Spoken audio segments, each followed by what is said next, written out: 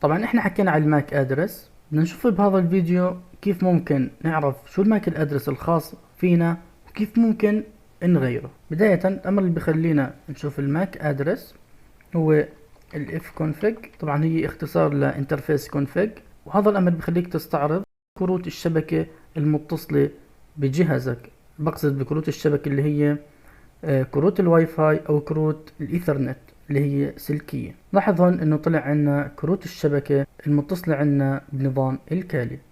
الاول هو الايثرنت. الايثرنت طبعا هو الكيبل. طبعا احنا ما في عنا بنظام الكالي كرت سلكي، لكن هو هذا من اعداد النات نتورك اللي احنا عملناه. طبيعة الحال هو في له اي بي لان احنا متصلين بالانترنت.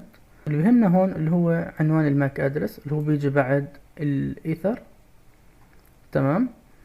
وهون طبعا عنا اللوكال ادرس واللولان زيرو اللي هو كرت الواي فاي. طبعا هون ما في عنا اي بي لانه احنا مش متصلين بالانترنت. اذا بتطلع من هون تلاقي انه واي فاي نوت كونكتد، لكن هون تلاقي الماك ادرس موجود لانه الماك ادرس ما خصه بالانترنت. الماك ادرس هو عنوان فيزيائي لكرت الشبكة. طيب بعد ما احنا شفنا الماك ادرس بدنا نشوف كيف ممكن نغيره. تمام. مشان نغير الماك ادرس اول شيء راح نعمله لازم نعمل ديسيبل لكرت الواي فاي. اول شيء بنعمل config، بعدين بنحط اسم الشبكة اللي بدنا نعطي عليها الامر، بعدين نكتب down، نكبس انتر.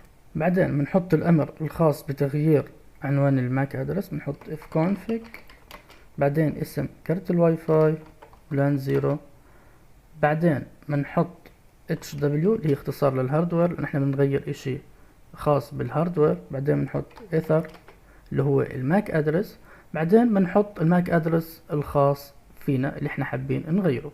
طبعا بدك تنتبه انه الماك ادرس بداية لازم يبدأ بزيرو زيرو.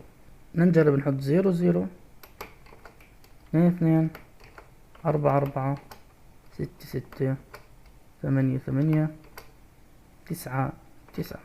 طبعا هو بتكون من 6 مقاطع، في كل مقطع في رقمين.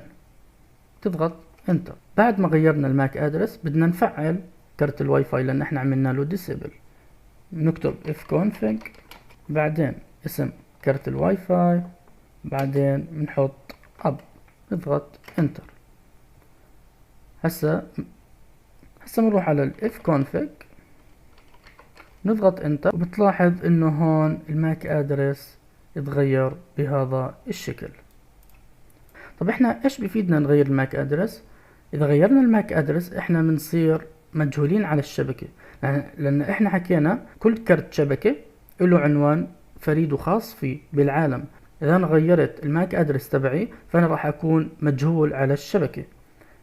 والشيء الثاني اللي بفيدني انه ممكن انا اجي بدي اخترق شبكة واي فاي ولكن فيها ماك ادرس فلتر، فانا ما بقدر اصلا اسجلها دخول حتى لو معي الباسورد الخاص فيها الا لما اغير الماك ادرس تبعي لماك ادرس مسموح له يدخل على الشبكة.